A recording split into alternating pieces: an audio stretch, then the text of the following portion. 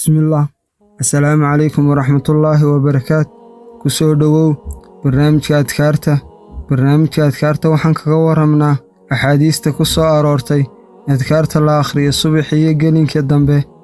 Ducada aan ka waramayna waxa weeye ducada uu Nabiga calayhi salaatu wasalaam u bixiyey Sayyidul Istighfaar can Shaddaad bin Aws radiyallahu canhuma can النبي صلى الله عليه وسلم قال سيد الاستغفار اللهم أنت ربي لا إله إلا أنت خلقتني وأنا عبدك وأنا على عهدك ووعدك ما استطعت أعوذ بك من شر ما صنعت أبوء لك بنعمتك علي وأبوء لك بذنبي فاغفر لي فإنه لا يغفر الذنوب إلا أنت.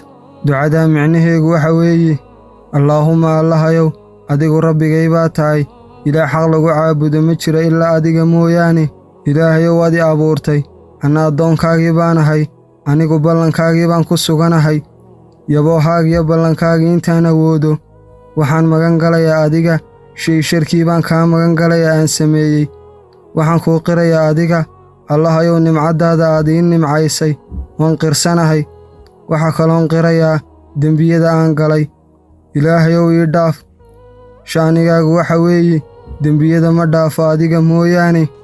Nabiga calayhi salaatu wasalaam wuxuu yidhi ducada qofka akhriya markuu galabaystiyo markuu waabaraysto hadduu saa ku dhinto waxa uu galayaa jannada. Ducadaan ku celcelinno aanan u akhrino si yaqiin leh. xalqadeennu maanta halkaa inoo joogto. wa sallallahu wasallam calaa nabiyina Muhammad sallallahu calayhi wasallam.